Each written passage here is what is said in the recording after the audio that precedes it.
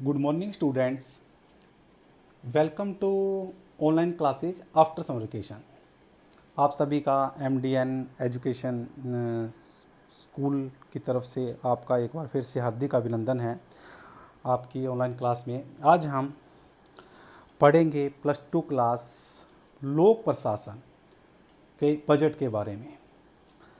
इससे पहले मैं एक बात बताना चाहता हूँ, सभी विद्यार्थी ध्यान से सुने कि आप जो भी ऑनलाइन वीडियो किसी भी सब्जेक्ट की देखते हैं तो आप उसको कंप्लीट देखें बेटा।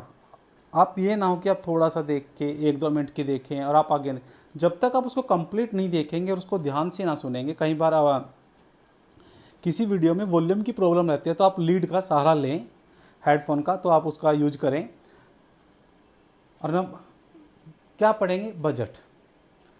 और जो भी आपको क्लासेज में पढ़ाया जाएगा उसका जो भी लिंक होगा आपके होमवर्क पर भी अटैच होगा और डिस्क्रिप्शन पे भी आप उस लिंक से देख सकते हैं। आज हम पढ़ते हैं बजट। फर्स्ट ऑफ ऑल तो आपको पता होना चाहिए कि बजट क्या है। बहुत सारे बच्चों को पता है बजट क्या है। बजट का अर्थ क्या है बेटा? बजट एक ऐसा है, बजट कुछ भी हो सकता है। हम कोई भी कार्य करते हैं उसके लिए सबसे पहले हम एक बजट बनाते हैं। उदाहरण के लिए हमारे घर में, आपके घर में कोई भी फंक्शन है, मैरिज है, जागरण है, कोई भी फंक्शन है एनीवे, तो हम उसके लिए क्या करेंगे, एक बजट तैयार करेंगे। उस बजट में आप क्या करोगे, आप देखोगे आने वालों की लिस्ट, जाने कितना खर्च होगा, कितना होगा, हम उसके लिए एक बजट तैयार कर लेते हैं। उसी प्रकार जब ये बजट चला तो हमारे देश का भी बजट तैयार करने के लिए सोचा गया कि कितना पैसा आया, कितना कहाँ खर्च होता है। उसके बाद इस बजट का यूज करने लगे।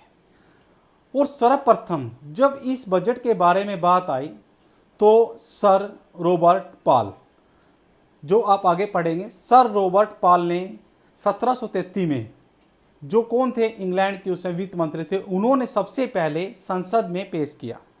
बजट में क्या है, जो आपको पता है, हमारे जो इंडिया का बजट है, भारत का बजट है, 1 ईयर के लिए होता है बेटा। ये 1 अप्रैल से लेकर 31 मार्च तक का होता है लागू, आपको पता ही है। तो अब पढ़ते हैं बजट। बजट प्रशासनिक तंत्र के लिए वित्तीय ईंधन के समान है। जो प्रशासनिक तंत्र है उसके लिए एक वित्तीय समझ, एक फाइनेंशियल के समान है, क्योंकि सरकार का प्रत्येक कार्य धन पर आधारित है। सभी को पता है, सरकार का है या फैमिली का है, जो भी कोई कार्य है किसके ऊपर आधारित है बेटा? धन के ऊपर आधारित है। क्यों? धन के बिना कुछ भी नहीं है। कोई भी कार्य करना होगा तो हम सबसे पहले किसकी जरूरत पड़ेगी? आपको मनी की। इसी के अंदर आप पढ़ेंगे मनी बिल। जो ये बजट है ये +2 कॉमर्स के स्टूडेंट्स के लिए भी है, +2 कॉमर्स में भी है ये। तो सरकार का प्रत्येक कार्य धन पर आधारित होता है। आपको पता है कि धन के बिना कोई कार्य नहीं हो सकता। किसी भी योजना को लागू करने के लिए धन की जरूरत होती है। फिर देखो धन की बात आ गई भी, अगर हम कोई भी प्लान है, कोई भी चीज़ लागू करते हैं सिस्टम से, तो उसके लिए किसकी जरूरत होती है? धन की।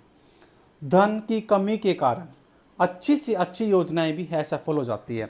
यदि हमारे पास धन नहीं है तो आपको पता है कि हमारी अच्छी से अच्छी योजनाएं भी असफल हो जाती हैं। आपको पता है, अगर हमने कोई फंक्शन करना है या हमने किसी की अप्रोच भी लगानी है, कई बार हमारे घर में, आप लोगों के घर में भी देखा होगा आप लोगों ने, हम योजना बनाते हैं भी, हम इतना बजट, इतना पैसा लगाएंगे, लेकिन कई बार क्या होता है, हमारा बजट उस पैसे से डबल चला जाता है, तो हमारी योजना क्या हो जाती है बेटा? फेल हो जाती है, असफल हो जाती है।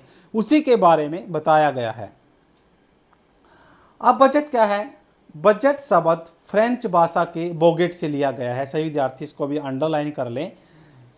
क्या है जो बजट शब्द है? फ्रेंच भाषा से। कौन सी भाषा से? फ्रेंच। क्वेश्चन पूछा जाता है 1 नंबर में कि बजट शब्द कौन सी भाषा से लिया गया है? फ्रेंच भाषा के बोगेट से लिया गया है।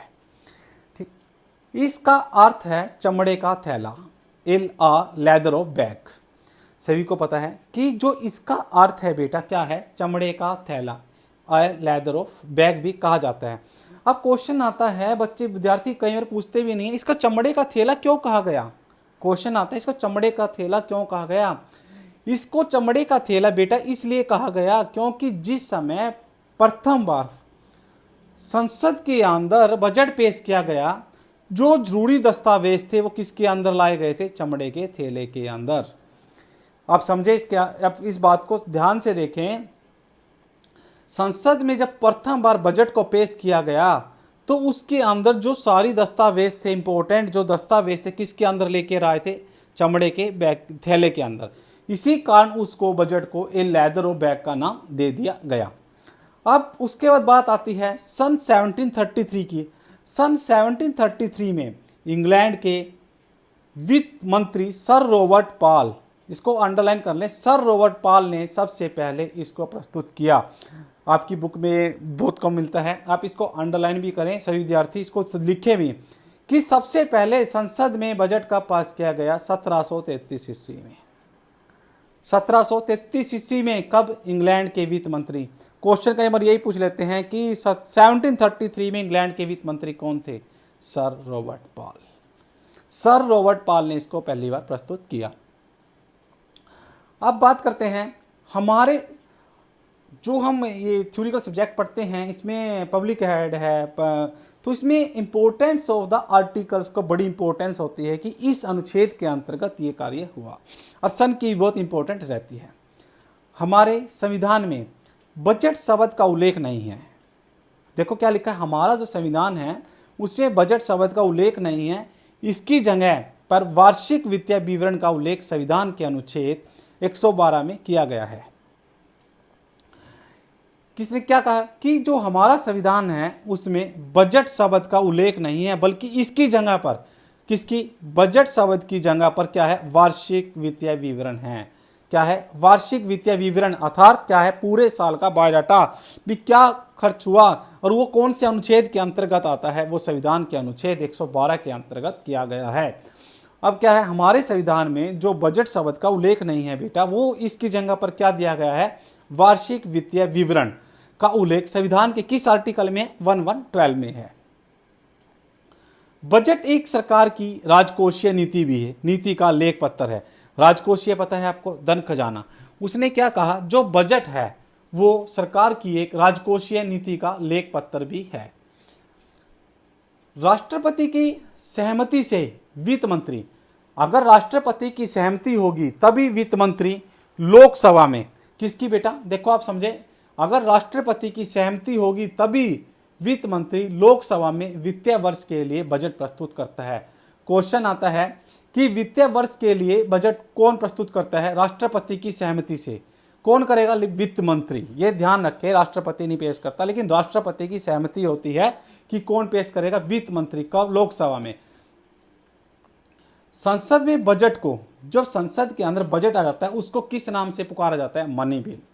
किसके रूप में? मनी बिल के रूप में प्रस्तुत किया जाता है। आप ध्यान से देखें, संसद में जो बजट है को किसके नाम से? मनी बिल के रूप में प्रस्तुत किया गया है। सभी विद्यार्थी ध्यान रखें, जो ये एक्सप्लेनेशन की जाती है, नोट्स बनाए जाते हैं अच्छे से अच्छे, आप लोगों के लिए हैं कि आप इसको अच्छे से अच्छा पढ़ें। संसद में बजट को क्या कहते हैं बेटा? मनी बिल के रूप में। अब बात आती है मनी बिल, धन विधेयक। मनी बिल क्या है? संविधान के अनुच्छेद 110। मनी बिल कब होता है? संविधान का अनुच्छेद 110 में इसका उल्लेख है। अब क्वेश्चन आता है, मनी बिल का संविधान के किस अनुच्छेद में इसका उल्लेख किया गया है बेटा? किसमें? 110 में, जैसा कि अंडरलाइन कर दिया गया है। इसे लोकसभा में प्रस्तुत किया जाता है। कहां प्रस्तुत किया जाता है? लोकसभा में।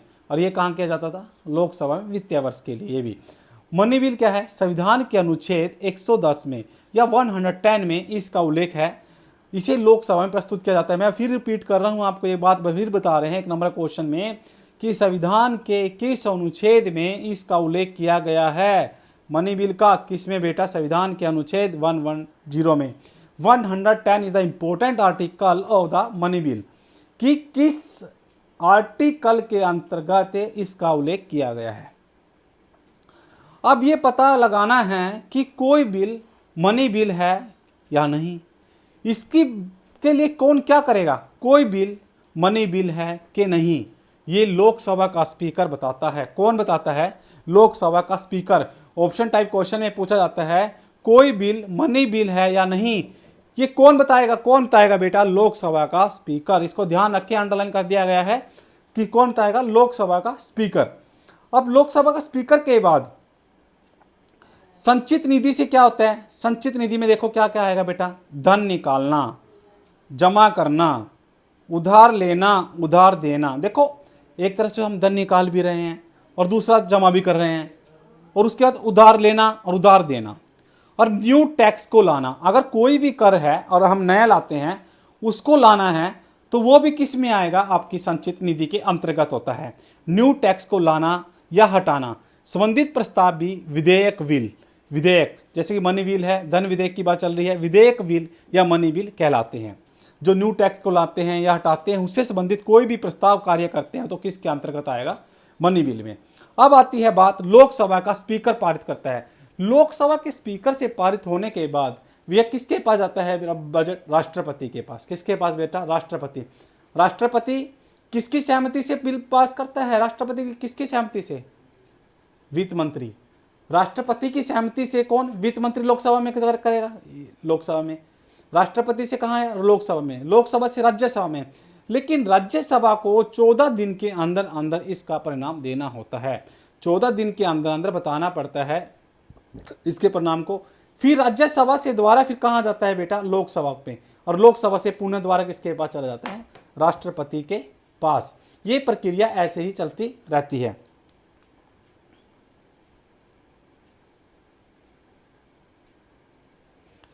तो आपने देखा है बजट के बारे में, आज हमारा फर्स्ट पार्ट था ये, आपको पता लग गया होगा अच्छे से भी बजट क्या है। आप सबसे फर्स्ट ऑफ ऑल जब भी आप इसकी हेडिंग लिखते हैं, कोई भी आप लॉन्ग क्वेश्चन शॉर्ट लिखते हैं, तो आप अपनी लैंग्वेज में लिखने की कोशिश अच्छे से करें। क्यों, आपकी मेंटलिटी अच्छी है। आप बताएं कि बजट क्या होता है पहले, कि बजट तो किसी प्रकार का भी हो सकता है। उसके बाद बताएं इसका क्या अर्थ है, क्या है बजट का। कोई भी एग्जाम्पल दे दें आप, जैसे कि हमने बताया है आपको सबसे पहले 1733 में चमड़े का थैला क्यों कहा गया, क्योंकि इसके अंदर सारे दस्तावेज रख कर लेकर आए थे, तो उसी कारण इसको लेदरो बैग का नाम दिया गया था। उसके बाद पढ़ा हमने हमारे संविधान में बजट शब्द का उल्लेख नहीं है, लेकिन इसकी जगह में किसका है, वार्षिक वित्तीय विवरण का उल्लेख। ये किस आर्टिकल के अंतर्गत है बेटा, 112 के। बजट एक सरकार की क्या है, राजकोषीय नीति भी है, आधार खजाना भी है।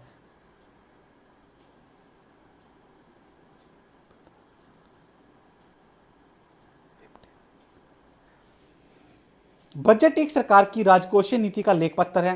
राष्ट्रपति की सहमति से वित्त मंत्री लोकसभा में वित्तीय वर्ष के लिए बजट प्रस्तुत करता है।